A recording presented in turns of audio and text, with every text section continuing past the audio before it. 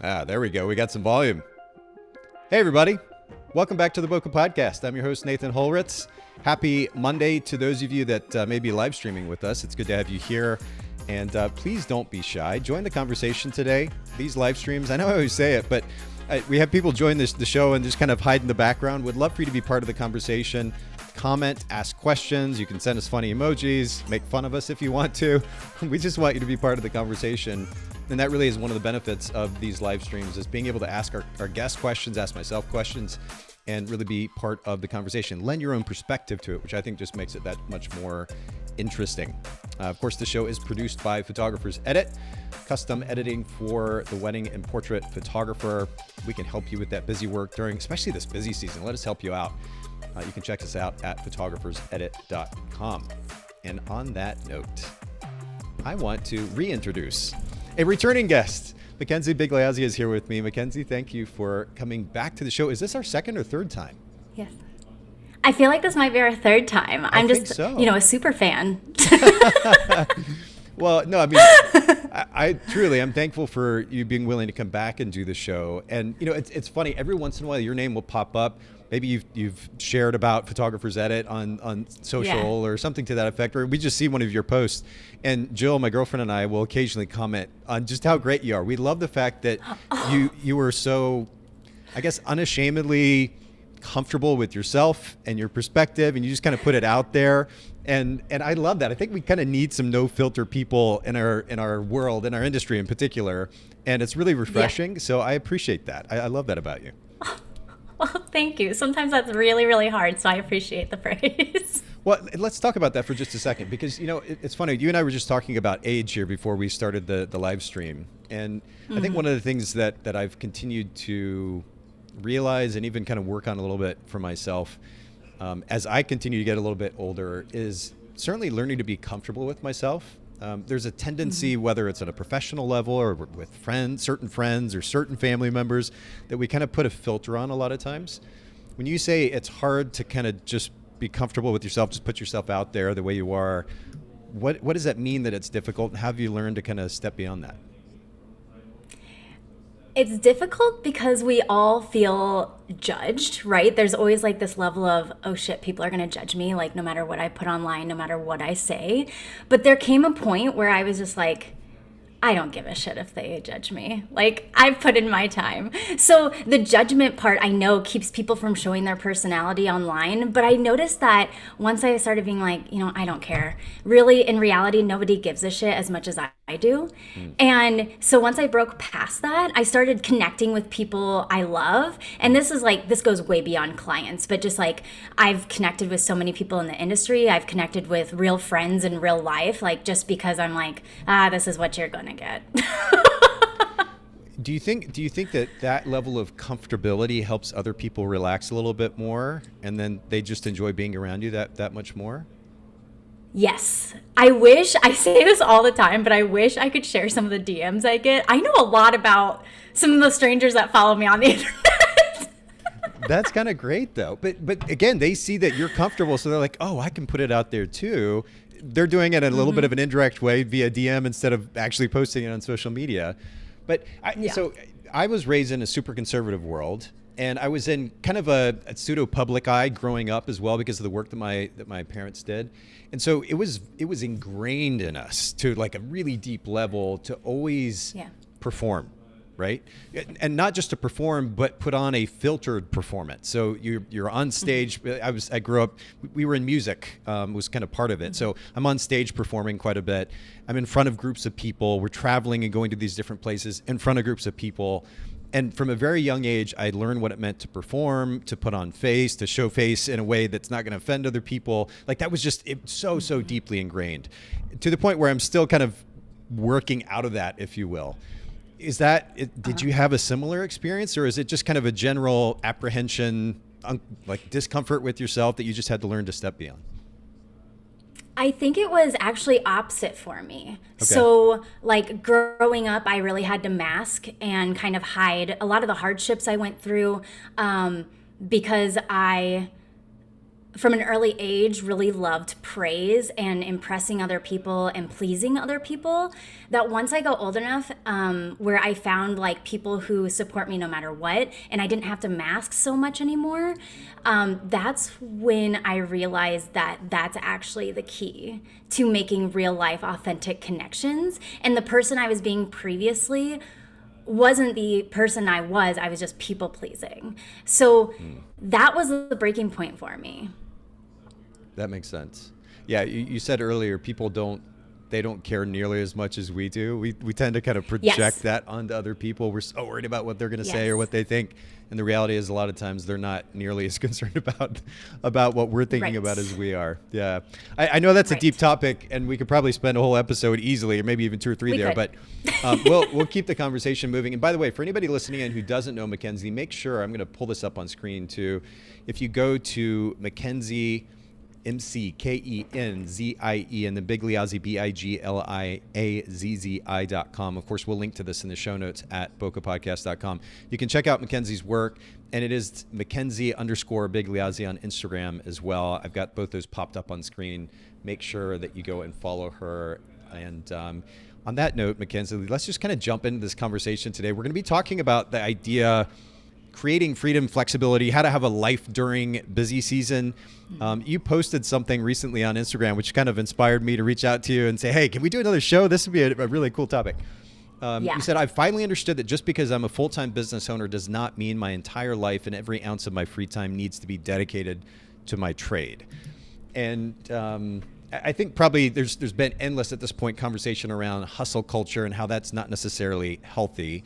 But for you specifically, what did it look like to make this transition from thinking I need to be all in all the time to creating a little bit more freedom and flexibility for yourself? How long did that take? It took years. I'm not going to pretend that I just woke up and I was like, I'm going to stop doing this, because I fell really, really hard into that hustle culture life that was really prominent prior to 2020.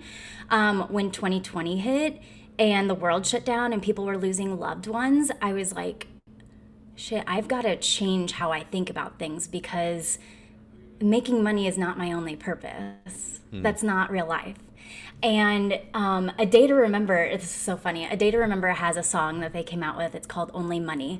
And it's this song about how their grandmother passed and they were on tour and they were giving up so much of their lives to their trade that they missed out for what? For money. That was it. So when that song was released, that really solidified it for me. During 2020, that really solidified it for me. And I started having major FOMO too, because I would work and work and work. And sure, I had money. I was making great money. But what's the point of having money if you can't live your life with it? Like the freedom is there, but you're not taking advantage because you've worked yourself so hard. And I saw the way it was affecting my relationships with other people. And all of those things brought me back to real life. Yeah, it seems like too that I've realized this a bit more recently. I've heard various people over time talk about how there's essentially diminishing returns for the amount of money that you can make and how that equates to so-called happiness. Like at some point, the amount of so-called happiness that we can gain from having X amount of money, it really starts to diminish in comparison to the level of happiness that we can have. I mean, certainly we want to be able to pay our bills and put a bit of money in savings, but beyond that, how much happier can we actually truly be beyond that certain amount? And is it worth the stress and the constant working and the 60, 80 hours a week and missing out on time with friends and family in order to get that much more?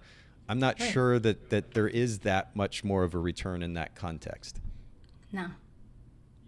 There's not. And there comes a point when you're going out, you're doing your thing. And then I kind of got hit with the reality that people were seeing me in real life and they're like, oh my gosh, I haven't seen you in like months. And I'm like, oh, you haven't. Yeah.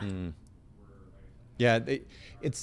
I know it's very easy for us to say we're quote unquote busy as business owners. That can be like a reality for sure. But then when we find ourselves kind of making excuses, or maybe it's reality, but when we find ourselves constantly telling other people that we're too busy to do something, especially close friends and family, I think that should be a little bit of a wake-up call. for us as business owners, because at the end of the day, while we can continue to work and make more money, we can't get the time back with those that are closest to us. And as cliche as that sounds, that's just objective reality. That's what we have at the end of the day of those relationships. And to give that up for the sake of making an extra couple of bucks, I'm not sure that that's really worth it. But let's kind of keep the conversation going, because I want to understand a little bit better how you've created this freedom, this flexibility for yourself. And in order to, I kind of want to set the stage too. Like, did you, as you were like, okay, you know what, I need to maybe cut back. Let me see how I can redo or refine my business model in such a way that it'll give me a bit more freedom, a bit more flexibility. Are you naturally an organized person with your time, or is this more of a kind of an overall mindset? What does that look like for you? I wish I was naturally organized. I wish that so bad, but I am walking chaos. I operate best in chaos. Okay. If you looked at my desk, it looks like a shit show, but I know exactly where everything is in this shit show. And that's just how I operate. And I think accepting that was the first step of knowing that, like, hey, I'm going to see all these other entrepreneurs using paper planners and being super organized and doing all these things. Some of those things aren't going to work for me. So I'm definitely not naturally organized, but I used to be a teacher. So that helped. And before that, I was a student getting my master's degree. So in balancing a waitress job and photography at the same time. So all of that, I had to learn how to live with my chaos, which was my life, and learning how to live and getting my degree at the same time. It kind of transitioned over into my business, and that's where my organization skills stemmed from. I didn't realize that for a long time that just because something works for one person doesn't mean it's going to work for me. And once I accepted that, I started to experiment with different things and how things worked. For example, I used to be a paper planner girly through and through, especially with college courses. I had to write everything down. I had to literally like take it through my brain, through my arm, write it down, or it would not sink in. And I'm still that way when I take courses and things. I have to write things down. But now in this phase of life, I'm all electronic. There's nothing I don't have on my Google Calendar. And my partner also has a Google Calendar, so we sync ours up and we know when I'm working, when he has soccer, all these things moving forward. So it's funny to think how married I was to my paper planner, but now I'm all electronic.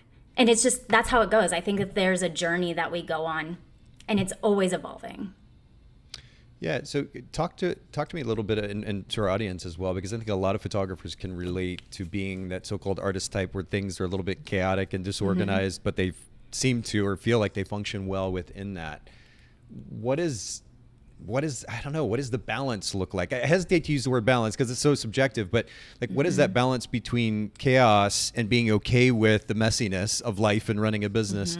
But then also having a certain amount of structure. Like, do you have a baseline level of structure that you want to see for yourself in your day-to-day life? Yeah, so I do this thing called time blocking. This is the thing that, I don't know who taught, this was years ago because I've been following this forever. But I time block my time. That's the only way my brain was able to process my tasks weekly, because as entrepreneurs, we don't have somebody above us that's being like, oh, like, how's this going? Like, being on top of us, we have to have self-discipline. Yeah. It is something I struggle with, especially after getting out of college and not having professors check in on me, or, you know, having these classes that hold me accountable. It was something I had to transition to. So time blocking is something that works really well for me, where I use day labels. So throughout my week, Monday, Tuesday, Wednesday, Thursday, they all have different overarching ideas. So Tuesdays specifically are my social media days, where I mass record and plan my social media. There's other days that are kind of chunked up. So on Wednesday mornings, I check into editing processes, spend the morning doing that, and then I have lunch. And then after lunch, I think is a catch-all where I'm answering emails and catching up on tasks I might have put back from the week before. So there's organization there, but I'm not neglecting in a way that's going to hurt me or my business. And I'm staying on top of things by not having a master like to-do list right in front of me where it's all put on a list and I'm like, crap, I need to get all this stuff done. Instead, it's like, oh, I don't need to get this one done till Wednesday. I don't need to get this one done until Tuesday afternoon. So that is how my brain operates. And it took me a long time to get there because I saw all these other entrepreneurs doing other things. And I'm like, why aren't any of these working for me? It's because I thrive on chaos. Yeah. So this was allowing me to have the chaos, but organize the chaos at the same time. Yeah, I think having I love time blocking. I do something similar for myself. I love time blocking because it's rather than micromanaging every 5 or 10 or 15 minutes or hour, I have to be doing this, I have to be doing this, I got to check this many things off the list. Like that in a way to me feels almost like the antithesis of the benefit of being our own boss. We get to do our own thing. We get to make our own schedule. That was kind of the whole point of getting into this in the first place. And then we find ourselves literally run by our business. So the idea of time blocking means I know within this chunk of time, I need to be doing a certain thing. But I can also, if I want to take a break and go ride my motorcycle, or I want to take a break and read this thing, or go do this or do that, I can do that because I can still get the work done that I've allotted for that particular chunk of time or that particular day. I think it's best of both worlds. I agree. And I needed that freedom. I needed to be able to be like, well, what if something comes up and I need to go do something? Exactly. Or I need to divert. I have that freedom without feeling like I'm overwhelmed or I'm, skipping out on things I should be working on. Yeah. Yeah, I think that's best of both worlds. I love that. I really like that a lot. And so speaking of time and having freedom and flexibility, again, kind of trying to set the stage for our conversation before we get to practical application. But in that social media post on Instagram, you said in October, I went to 3 concerts. I went to 2 different states along with my regular commute to Colorado elopements. I scheduled a trip at the end of October to Florida. And this trip was for fun. And it's the best thing I did for my busiest month of the year. And again, to me, this is the epitome of what it means to have a business, to run a business, to still be working, but then also take advantage of the freedom and the flexibility. It also sounds like an ideal month. So let's break it down a little bit for those who are like, oh my goodness, yeah, of course she can post this thing on Instagram. It sounds great, but what does the rest of the time look like? Right. Like what's a typical work week look like for you? Do you still maintain some of that kind of that flexibility for yourself? Yes. And this takes trial and error too, of course. Like the way I do things is not going to work for maybe somebody who's listening, but they can take chunks that resonate with them and try to apply it. So what I do is I limit the amount of weddings I take on a month. So I have a spreadsheet that I can quickly see how many I have per month, and I can shut down months as they fill up. So I only take 5. 5 is what I limit myself to. But as we know, being photographers, wedding photographers, that there's hot months and there's cold months. So some of those months don't even get close to filling up, like January and February. Nobody wants to come out here and get married. But those hot months, September and October, I'm going to cross them off when they get too full. So that's how I was able to, plan these different fun things. It helps that I live in downtown Denver. I didn't have to drive 3 hours to go to a concert. I literally walked a few blocks. So there's also that realistically here. But if I can jump in though, McKenzie, the thing that surprises me, and we just talked about this before. I'm 44 years old. I've been in the photography industry now for 20 plus years. And I still, at this stage, take advantage of the freedom and the flexibility that I can have. I don't work straight from 9 to 5. I break it up and do this thing or do that thing, or I work maybe a little bit later in the evening and I don't work as much earlier in the day, whatever the case may be, because I can. And I think it's so odd to me that and sad in a way that so many photographers don't actually take advantage of that. Even if it's as simple as driving across town to go to a coffee shop or to go to a concert, you play down the fact that the concert was local, but a lot of people aren't even making the time or taking the time to do those kinds of fun things to break up their life with some adventure like they could. I think it's lovely that you're doing that. Right. Yeah. And that goes back to like what my work week looks like is that some days, like I talk about this very publicly, but I struggle really bad with mental health. So if there's a morning that I wake up and I'm like, you know what, today my expectations are not going to be met and I need to sleep in till 9 o'clock, I'm going to do that. Because nothing like waking up at 7 o'clock in the morning and helping clients and that type of mindset is not going to be good for them or me. So like, what's the point? Of course, what's the point of being self-employed if you can't take advantage of those perks, right? Yeah, absolutely. No boss would allow you to do that, but you're going to allow yourself to do that. So realistically, in my work week, I work Monday through Thursday, and I try to work regular hours with that being said, but I think that's mostly because of my lifestyle. So my partner, Alex, he works a regular work week. He has a regular 9 to 5 job. So I try to work those same hours because I want to be off when he is off. But I try to only work Monday through Thursday, and Friday is my catch-all day. So if there's something that I didn't get to, like, for example, waking up and feeling anxious, maybe I skip my morning tasks, that's going to go to Friday now, as long as I don't have a really big deadline in the middle of it. But I have a hard quit time, which I didn't used to. I had a hard quit time of 5 p.m. When he shuts his laptop, I'm shutting mine, because that is the end of my work day. And I don't work the weekends at all. I love that. Oh, sorry, I was just going to let you finish. I didn't know if you were. No, you're fine. I love that you. I love that you're thinking kind of big picture like that as it relates to your partner too, because you've maintained a certain amount of flexibility in that, but you're also considering, okay, how can I maximize the amount of time that I have with my partner when he's home working around his work schedule, and we still get a chance to connect in that. And I'll leave that at that. I don't know. I'm still, the thing that really strikes me, McKenzie, in addition to just seeing people around us kind of resigning themselves to this just kind of is what it is, whether they work a 9 to 5 or even they're running their own business, where they're not really taking advantage of life and what it has to offer and looking for adventures and being a little bit crazy and breaking the rules a little bit and breaking the schedule up a little bit. I just think that more of that, and we were actually talking about this before we got started too, that notion of being childlike and curious and adventurous again can bring a bit of spark of life back into our business. We can still be responsible. We can still get the things done, right. But then amidst that, still have some fun and play a little bit. I think it's so important. So anyway, we'll keep going though. And I kind of want to, I mentioned this to you before we got started. We should have just recorded the conversation before we get started. I keep alluding to it, but probably.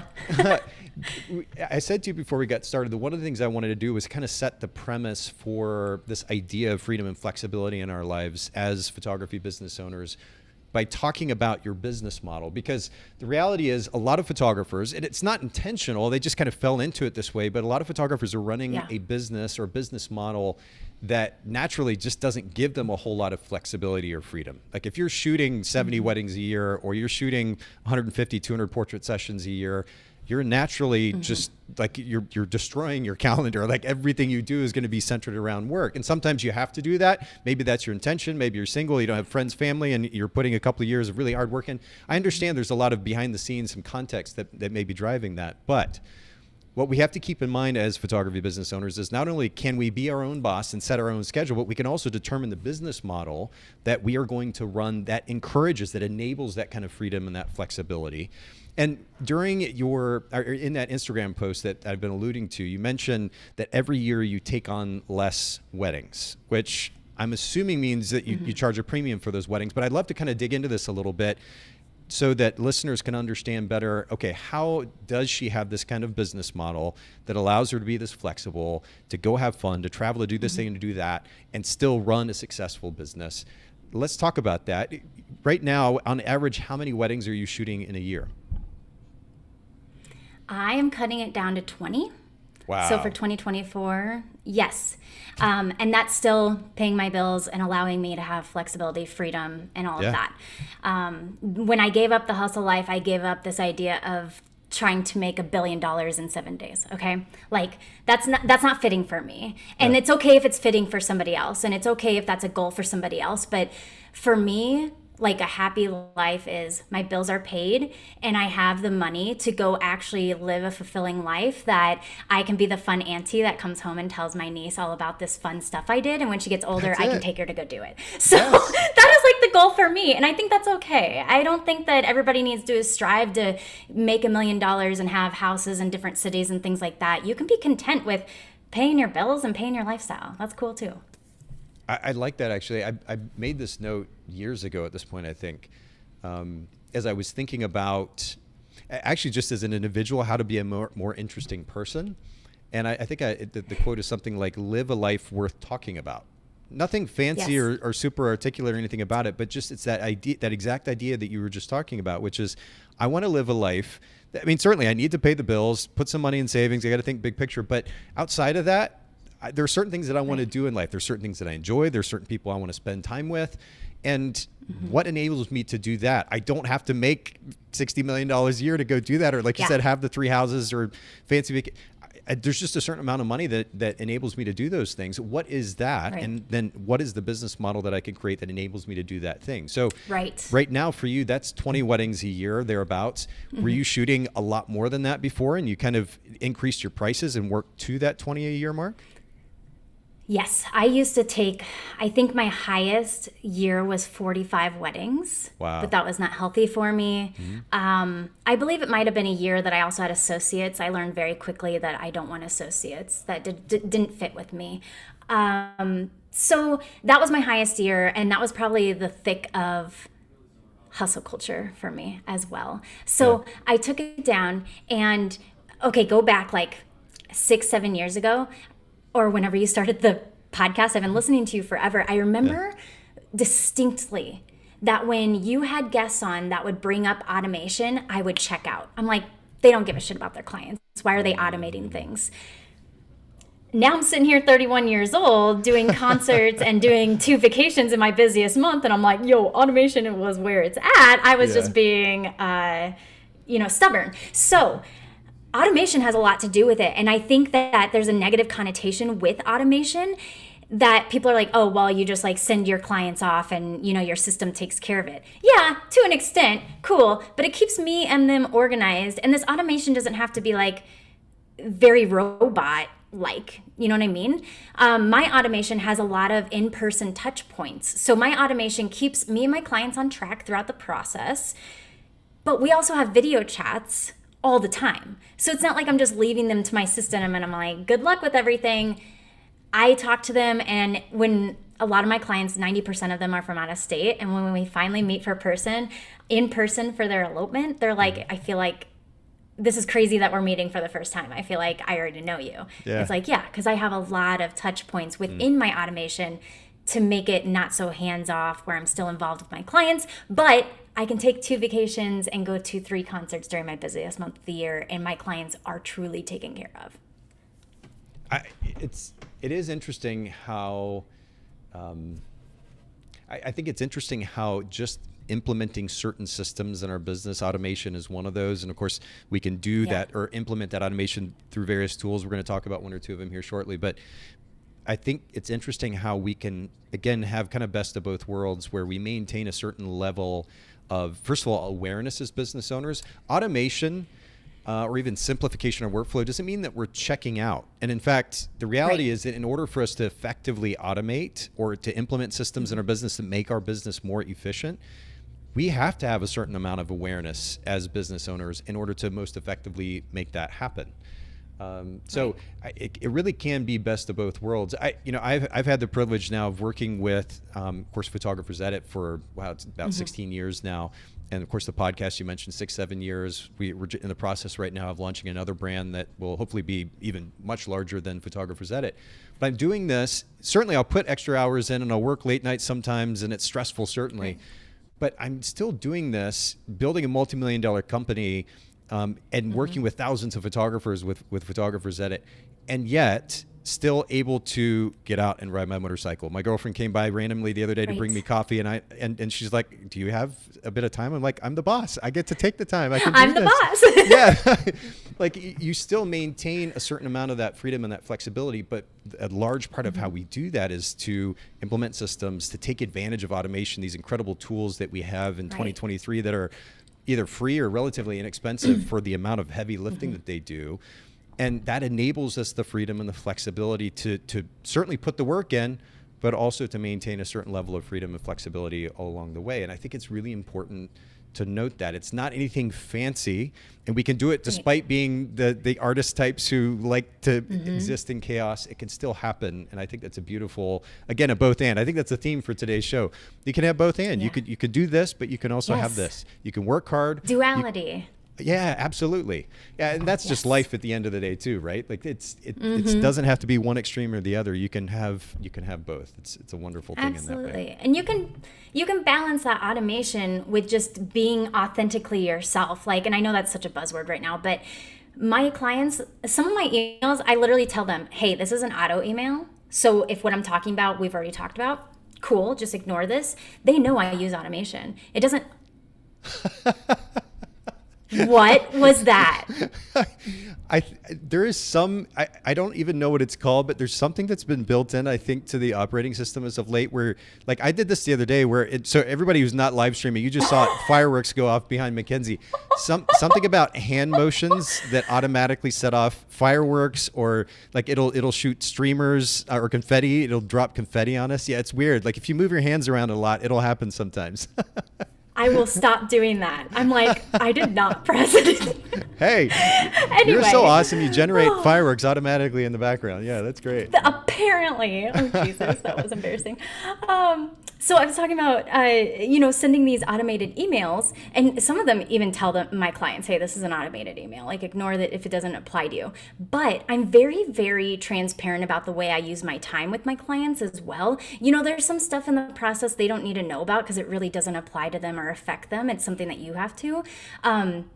But when I go out of town, every vacation, they always get an email. I let them know what I'm up to, where I'm going to be at, and when they can expect me to be back in case they've emailed me. Because something I've come to terms with is that there's no life or death situations in the wedding world. There's nothing. That doesn't exist. So letting them know that, they're always so good about respecting my time. I never get like emergency emails, and when I do, they're like, barely an emergency, and they're like, hey, we'll talk when you get back, enjoy your time wherever you are.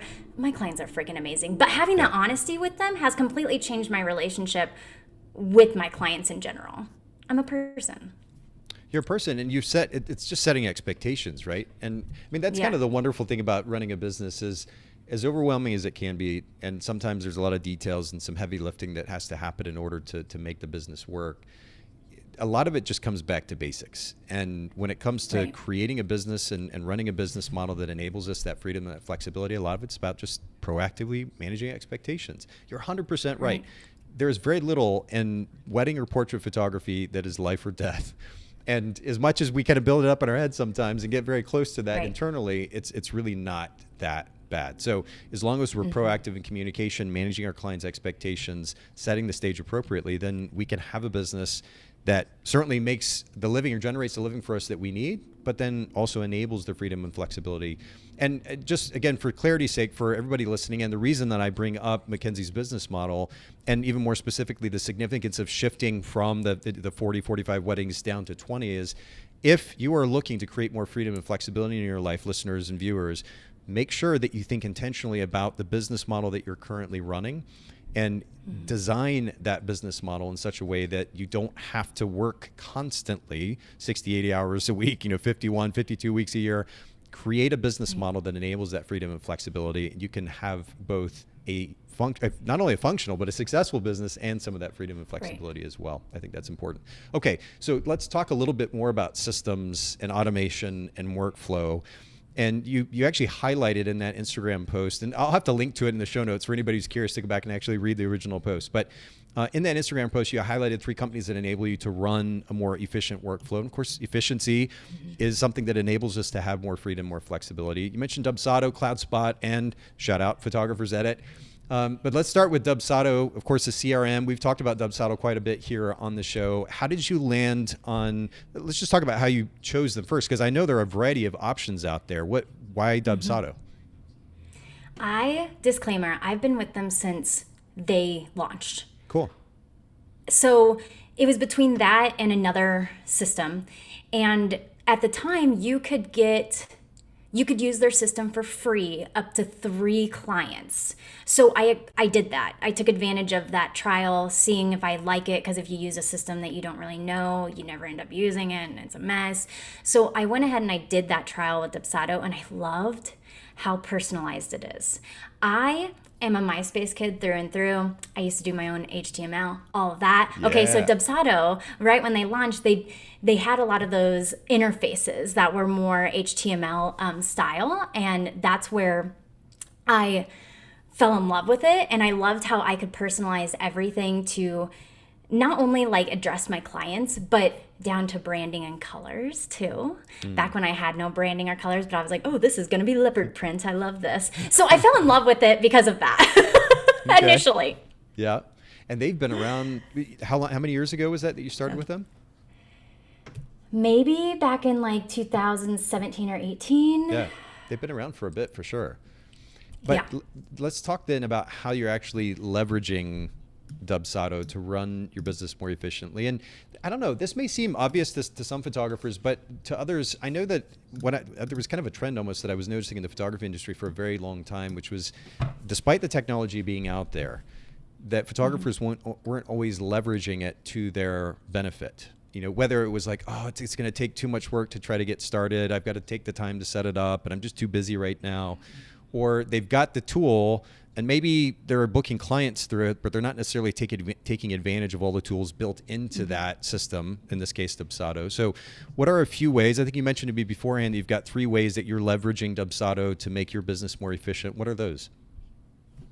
Yes. So before Dubsado, I was having people print out their contracts, sign them, and send them to me in snail mail. It was a whole thing. But I feel like if you didn't start there, where'd you start? So 3 ways is that, so Dubsado has come a long way since I first discovered it. Now it's not so HTML based. They have really simplified things so the user interface isn't so intimidating, because that was an issue that they faced right when they launched. But they're always making this app better, and their help chat is amazing. I love Dubsado. I can't say enough things about it. But it keeps track of all my communications with both partners of my clients. So a lot of times I've, in the past before Dubsado, I would only deal with like one partner through email. But Dubsado creates a client, I call it a client lounge, they call it a client portal, where they log in, and it organizes all of our emails in one spot. So if there was one partner that had a really, really busy work week and couldn't get in on a meeting or a call that we had scheduled, email after every single meeting that I have with my clients. So if they've missed that, they can just log into their lounge and look at those emails and be on the same page as us. It also has the workflow automations built into it. And there are experts now, because Dubsado's been around for a while, there are Dubsado experts that you can hire to put in these workflows for you. So if they're a little bit, just too complicated or overwhelming you, you can hire somebody to do that for you now, which is amazing. It allows so much organization with both my clients and me. At a glance, through Dubsado's system, I can see if I've gotten any new leads. If I got a lead, did I book their consultation call, or do I still need to do that? It also allows me to look at all of my clients at a glance at where they are in the process. So have we had our first chat together? Have they gotten their planning guide? Did we book their venue? Did we choose their location? It shows me that at a glance. So those are my 3 top things that Dubsado does, but it has everything, including a scheduler to schedule meetings, and that has taken so much off of my plate that my clients can just look at my calendar whenever they want and book their meeting, and that is amazing for me. Okay, so forgive me, I was running into some tech issues as you were talking, McKenzie, but the first thing that you mentioned was communication, and that it kind of helps you manage that communication. When you talk about communication, is that running through the Dubsado system, or are you kind of connecting that to your email system? What does that look like a little bit more specifically? Yeah, so you connect it to your email. So I still get every email that I get through Dubsado to my personal email, but Dubsado has their own email area in Dubsado where you can reply directly or create emails. So I mostly reply to emails through Dubsado because it keeps track that way. Although if you want to reply, if you're on the run and you just have your email app up and you're just like, I need to get back to them, you can get back to them that way too. And everything comes through your email. Okay, cool. So communication, and then number 2, remind me one more time. The workflow automations. Automation.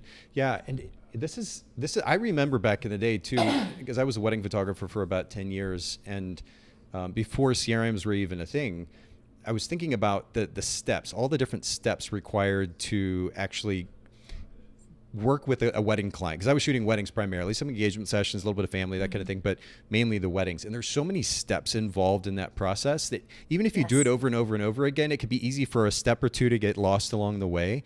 So to have that all kind of right in front of you in a dashboard where it's automated, when you say automated, is it reminding you of each of those steps as you go, or what does that look like? The automations do a lot of different things. So it can send an email to your clients for you whenever you set it. You can set up emails to be sent after maybe you sent out a form. I know a lot of photographers use forms to get to know their clients. If you sent them a form and they filled it out, you can set up an email to be sent to them after that, maybe telling them about the next step in the process. You can set it up to send your calendar to them, to ask them to book a meeting with you. There's endless possibilities on there. It's insane how much my system takes care of me. Well, and to that point, would you say, I alluded earlier to where a lot of photographers kind of push back when it comes to CRM, the amount of setup time to actually get the workflow going. I say this endlessly on the podcast, is if you're willing to put the investment of time into setting up systems, the payoff is massive, but you do have to be willing to put in that time. What would you say, if you were just a guess, like off the top of your head, what would it take on average a photographer to set up the type of workflows that you do right now, that you have right now on Dubsado?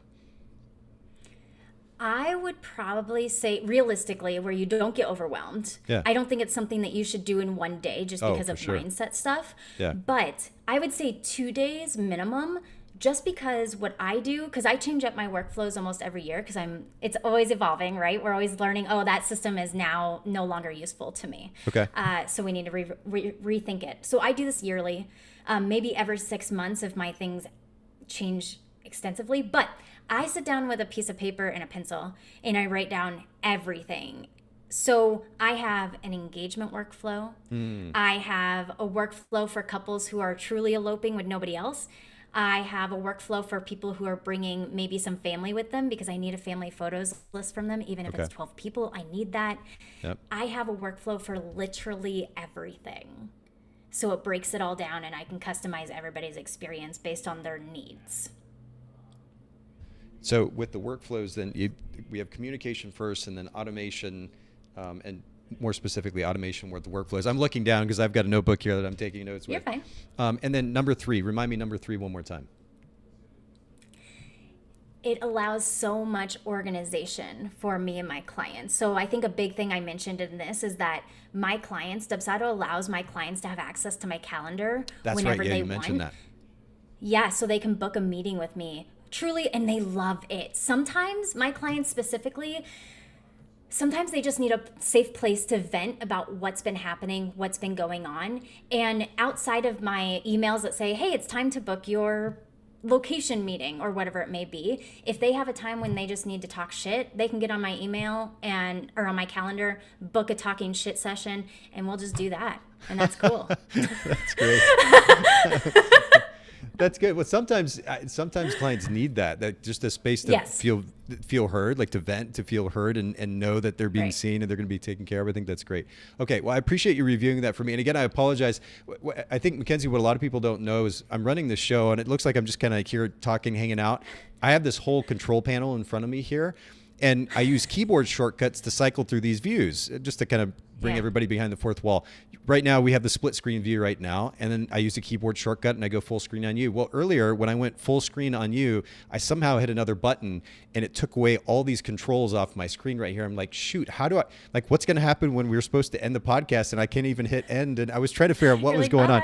So I don't want you to think I was like checking. I was, text messaging my girlfriend behind the scenes as you were talking. I literally ran into some tech issues. So thanks for reviewing all that with me and for our listeners as well. I think it's good to kind of to run back through the different systems. So that's Dubsado off the top, that is helping you make your workflow more efficient. And I really can't say enough. Again, it seems like the obvious thing to say that we leverage a system like a CRM, but in this day and age, there are so many tools like that out there where, I've said this on a podcast countless times at this point, literally we can Google everything that we do in a day, and we can either find a service or a piece of software that will probably enable us to do that thing more efficiently, to automate it, to simplify it, to delegate it. We're so lucky to live in this day and age where we have access to those tools and services. like Dubsado in this case, that we can leverage for Right. the sake of making our lives more free, more flexible. So I think it's huge. The next one that you mentioned is Cloudspot. It's actually, it is a gallery system. And we've actually talked about Cloudspot a good bit here on the show as well. But simplicity of workflow, I think, is really important. And Cloudspot, the kind of innate simplicity, I guess, to their gallery system is something that you really love. Can you talk a little bit more about that? Yes. Cloudspot is a gallery system created by photographers for photographers. And that alone got me. And I've been through several gallery systems. I'm not going to talk about those because they don't even measure up to what Cloudspot has to offer. Okay. It creates this seamless process for clients, that even clients who aren't so tech savvy. And that's what really got me, because a lot of my clients are coming out here eloping, but their family members are wanting some photos from it or what have you. I don't spend time explaining my gallery system to anybody anymore because of how simplified it is. So it's important to do the research behind products to see where they're actually coming from, because I've fallen into gallery systems that are like no good, and then I figure it out too late, and then I have to spend the time migrating my systems to another system because it just didn't work out. Yeah. Well, I don't think we can say enough about simplicity. Like, it's cool to find the piece of software or the gallery or the CRM, whatever it is, that has all the things. But then sometimes all the things get in the way of just getting the thing done. And especially thinking about client experience, like, how do we make this as easy as possible? And we've been in the process, my team and myself, now for a couple of years or so, and it actually goes back even further than that, designing an app. And the thing that I keep going back to, especially with my development team, is to say, look, we need to design this in such a way that like a 10-year-old can use it and a 70-year-old can use it. A fifth grader can use it and a grandma can use it. Like, that is how we need to design it, because at the end of the day, you can be fancy, but if fancy means complicated and it means 68 different tutorials that you have to go through in order to use something, you're not really creating a great client experience at that point. So you can't say enough about simplicity of user experience. I think that's a big deal. Gavin, who is the CEO and owner of Cloudspot, we've had on the show probably 2 or 3 times now, and such a great guy too. Have you had the chance to meet Gavin? No, not personally, but I'm sure I've talked to him over email before. Oh, well, you probably have. Yeah, that's the kind of person he is. He's hands-on and involved. But it's cool not only to have a great system like Cloudspot, but know that there's good people behind it too. And so big shout out to Gavin and Cloudspot. Yes. Talk a little bit about then the ways that specifically, I mean, Cloudspot we realize is a gallery, but what are specific ways that you've used Cloudspot, again, to create some of this flexibility that we're talking about in your business? So this is great because Cloudspot actually has a partnership affiliation with Dubsado. So my Cloudspot galleries are inside of the client lounge that my clients have access to. So if, let's say I delivered their gallery, maybe they were on vacation and they were like, oh crap, I never looked at my gallery. It's always in their client lounge where everything else is, where they're already used to going back to and looking at, and they're comfortable with navigating. Cool. So I love that they have a partnership there. It's amazing. So going back to that seamless process is that everything's in one spot with them with Dubsado, and then Cloudspot contributes to that, and it's just all my systems are friends, and I love that for myself. Yeah. So seamless process for the not so tech savvy, and an easy user interface for that. Another thing is that this is one of my favorite features of Cloudspot, is that they provide a mobile application like part of their gallery. So I can create a mobile app for each of my clients that get their galleries back. And I actually sell this as an item in one of my packages because it's something that sets me apart. It's something that my clients love, and they use it because they want to share their photos on the TikTok and the Instagram and all of this stuff. It makes it super easy because it's right on their phone. So the mobile app thing is so amazing. And this is a shameless plug for their chat, but there's been some times, with people ordering prints and things like that, sometimes there's things that come up, like the biggest issues I've had are, people ordering prints and not cropping them, like seeing that they not double checking the crop on the prints that they ordered. I've had that once or twice, not too often, but with how much I travel, I need something very, very easy to solve problems at a drop of a hat. And I remember I was on a vacation and I got an email that was like, hey, I just ordered this. I realized the crop is wrong. It's cutting off somebody's head. I immediately went to their chat and they helped me with it, fixed it, solved my problem within the day so I could enjoy my vacation, and I didn't have to worry about, oh crap, they're going to get photos in the mail that have the head chopped off or whatever it may be. So their chat is incredible. There is nothing like great customer support too. I was actually Right. just talking and again, that seems like the obvious thing, but I was just talking to my business partners as of late and expressing to them, because they're kind of hands off behind the scenes. And I've been, of course, very much hands-on and working with Photographers Edit and its development over the last 16 years or so. And the reality is that so much of Photographers Edit has been built on the customer service experience. I can talk endlessly about our editors and their talent and the custom editing that we're able to offer and the user experience of the website, all these things. But at the end of the day, our team, our customer service team behind the scenes is so much of what has driven the brand and what has enabled the brand to be what it's become. And we really can't overemphasize enough the importance of that customer experience. And it's great when we have these experiences, business owners working with other companies, to realize or to be reminded of the significance of that customer support, because then we can translate that to the customer experience that we're creating for our clients. It's like, oh man, this is exactly what I would want. Let me create this for my clients as well. So I think it's great to talk about importance of not only good customer support, but accessibility too. You talk about being able to jump into the chat like that. How do you, this is a little bit of a sidebar, but how do you maintain that level of customer service with your clients, that so-called accessibility, without getting overwhelmed with communication where almost there's like this expectation of they need to be able to email you all the time or send you a text message, or 68 different social media platforms send you a DM? Like, how do you manage that? How do you manage that most effectively? That is a great question. And I really solidified my process a couple of years ago when I was like, oh my gosh, because I'm on Instagram all the time and my clients see me there. One of the first emails in my workflow is a boundary email. So I talk about my realistic working hours. I talk about how they will get emails from me when I'm going on vacation, so they know that I'm not going to get back to their email immediately, and not to have anxiety about it, because that's what happens to me, and I never want to put my clients in that position. I talk about how I'm always on Instagram, and if they're ever curious about what I'm doing, Instagram will expose me.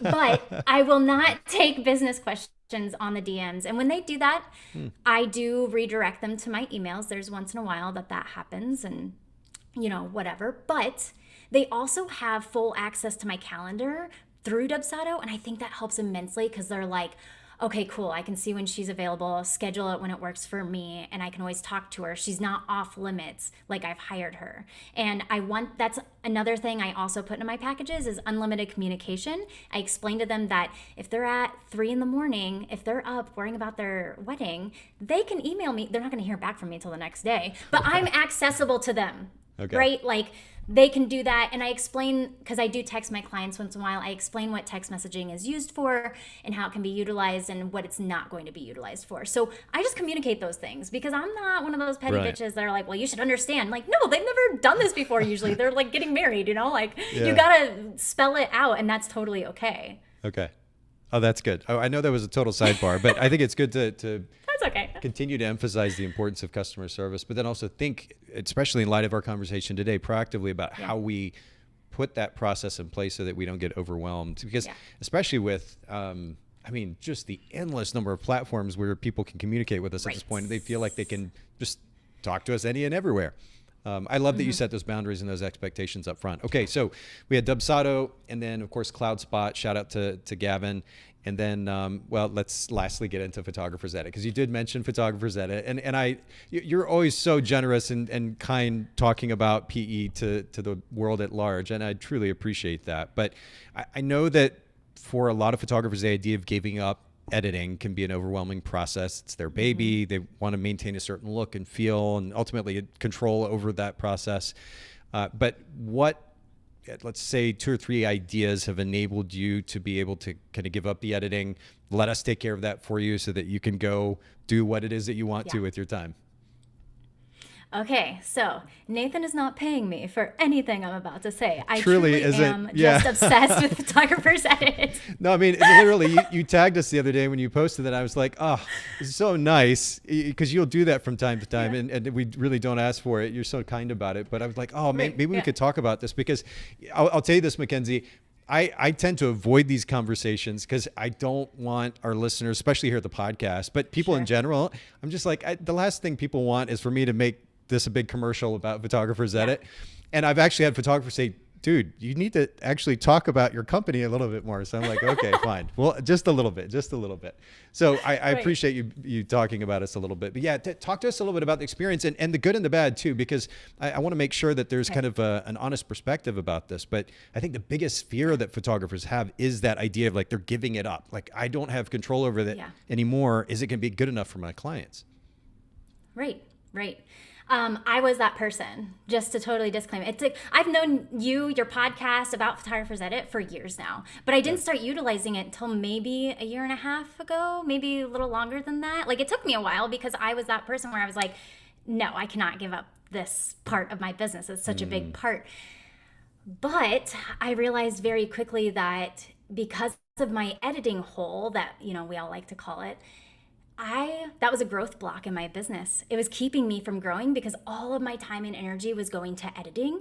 And editing isn't like my favorite part of my job at all. And I know photographers who like love editing, and that's totally great for them. But like for me, it's just not. And I have a system down to my preset and what I do and the exposure, all of that. I have it down. But the time it was taking over my life.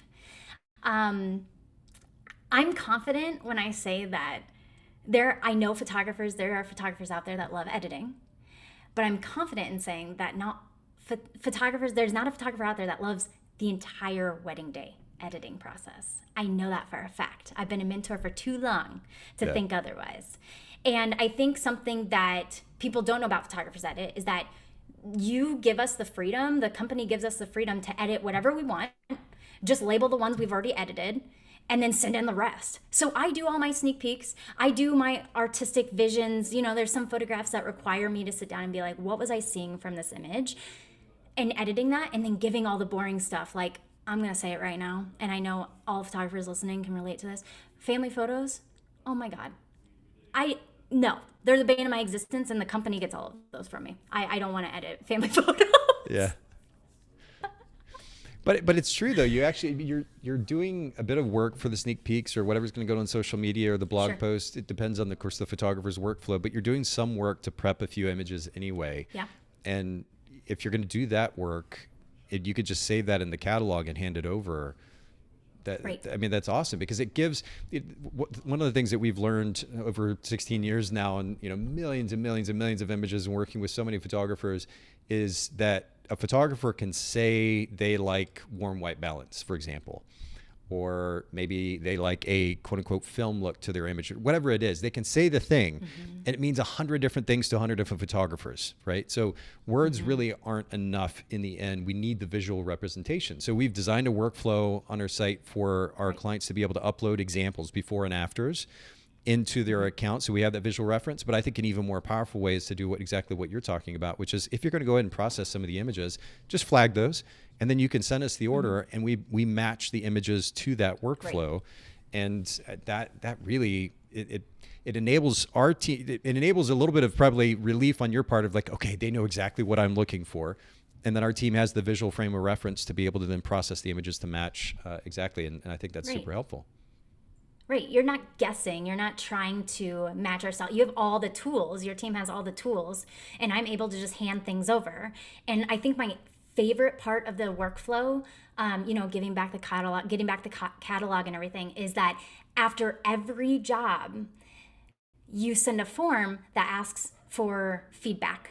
So if something wasn't quite right with my order, there's been right when I first got started, there's a trial era where Photographers Edit is trying to understand my style. There's a few galleries that you go through, and they're trying to get a system down. During that time in the feedback, I'd be like, hey, so this part was a little bit too warm for my style, and they had a full-on conversation with me about it. It wasn't just me giving feedback and hoping that they got it. They were having a conversation with me about it. And then all the gallery, I don't remember the last time I had an issue with a gallery. Good. Because of that trial process that we have together. So I have to actually give you props though, McKenzie, because I think it actually goes back to something you said a few minutes ago, which is you know your style, you know your process. I will say that probably photographers that have better success with actually not just delegating editing, but anything, are those photographers who know what they want to begin with. Photographers who go to delegate a task, and for that matter, I'll speak for myself as a manager and a CEO and a boss and all these, working with teams of people. I have a much more frustrating time delegating to somebody if I'm not clear about what it is that I want to happen as the end result. Because now I'm kind of trying to like figure things out with them, and then it gets confusing and convoluted. I'm not able to give clear instructions. It can frustrate the person on the other end of that. It's not a great situation when it comes to delegating. So if you, as not you specifically, McKenzie, but people listening in, as somebody who is delegating something, whether it's editing or album design or email management or whatever the thing is, if you're clear about what it is that you want done and you've taken the time, goes back to what we were talking about earlier, you've done the thing yourself, so you know how to do it. That enables you to effectively communicate that, or to, in this case, to delegate that particular task. That makes for a much, much better experience. That's number one. So I got to give you props for that. But I also have to give you props because what you're talking about and actually leveraging the feedback system that we have in place, I think a lot of photographers are apprehensive about doing that for two reasons. Number one, and it's so funny, years ago, I don't know if you were using our workflow at the time, but years ago, we actually implemented an emoji system in the feedback process. And in that emoji system, we had 3 different emojis. We had a smiley face. I think the other one was kind of like a meh face. And then the other was a frowny face or something like that. Anyway, when we first launched this feedback system, that's what we had implemented. And I started getting feedback from photographers. They're like, it wasn't like perfect, but I felt bad giving it a like frowny face was too upset. And I wasn't really that upset, I promise. So I feel like I need something in between. And and I bring this up because what I realize is photographers feel bad giving negative feedback, constructive feedback. Yeah. And the reality is that in a relationship like this, where you're delegating something to another company, there has to be room for that. And we actually welcome it, but photographers felt bad giving it. And so rather than actually taking the time to give us that feedback, share a couple of screenshots of examples and let us go fix the problem for them, they'd go back and fix it themselves, or they just not say anything at all. Maybe they just leave, and that was a bummer to me because I'm like, we're here, we're ready, we're available. We want you to give us that feedback. And that enables this kind of working relationship, which you talked about just a couple of minutes ago, where you have minimal issues now because we had that conversation up front. So the fact that you're actually taking time to leverage that feedback system, which we have in place, we've tried to make it as easy as possible for our clients to use. It's great. That enables them to be able to get the feedback that they need so we can tweak things, refine it, and then ultimately have a really great working relationship. Yes. That's good. And the perk of giving feedback is that you give points, and the points can go towards credits on editing services or Amazon, and I use them for Amazon. Brilliant. It's amazing. Well, it's so funny. We were like, how do we encourage this feedback? Because it really makes all the difference in the world. Like there's at no point in time, I'm sure we could come with a million different examples, but if we think about all the different instances in life where we interact with a third party, or for that matter, it could be with your kid or your partner or whatever, is where we're giving instructions and the person doesn't understand it 100% the first time. So we carry on further conversation. It could just be another 60 seconds of conversation, 5 minutes, whatever it is. But we have further conversation to give more context and more clarity. And then we go about we go on our way. That's how we work. And just the willingness to take a few minutes to give us that feedback for the sake of further clarity can make all the difference in the world. But no amount of approaching it from 68 different angles, we felt like we could convince enough of our clients to actually leverage that. So you said, you know what? Let's incentivize it. Let's throw points at them. If they give us feedback, we'll give them points. And so we do that. And you're right. You can use that toward credit or even an Amazon credit, which is pretty cool. So anyway, I'm gonna, enough of the shameless plug. And you're so kind to talk about Photographers Edit. And again, McKenzie was just naturally sharing about us. I'm like, hey, would you mind talking a little bit about this? And of course your workflow at large too, because that lifestyle that you've created for yourself, McKenzie, I think is a great example for all of us. It's a good reminder for me too, to take advantage of the freedom and flexibility that I ultimately have created for myself, to actually leverage that and to go have some fun with it. And I think all of us could stand to have that reminder. And Patrick, by the way, he chimed in from Facebook, and you mentioned that thing about family photos. He said, no shame, I wouldn't even take family photos. I guess you could always hire a second photographer to go take those family photos for you. I think it's really great. Oh, that's funny. But yeah, thanks for sharing your perspective on all of this. Any kind of closing thoughts that maybe some word of encouragement for those photographers, or maybe holding on a little bit too tight still and haven't been able to actually take advantage of that freedom, that flexibility for themselves? What would you say to them? That it's not as scary as you think it is. Like, it's just not that scary. And if you're scared, DM me. I'm the queen of voice memos. I will give you the encouragement that you want, or my honest opinion. If you want to talk to me privately about moving on to these different systems, I can tell you right now, this is where your growth is getting blocked, is because you are not giving up control in some of these aspects that could easily be automated. It changed my life. And I will give Nathan all my discount codes for all 3 of the systems that I talked about using. So you can try them and get a discount out of them. Perfect. Yeah, and we'll actually put those in the show notes at bokehpodcast.com. For those of you listening in, maybe even live streaming with us today, we're doing this on Monday, November 27th, but this episode will be fully published on all the platforms by tomorrow, November 28th. So at that point, you can go to bokehpodcast.com and we'll have those discount codes from McKenzie in the show notes there. McKenzie, thank you again for doing the show. I really, really appreciate it. Yes, thank you for having me. I always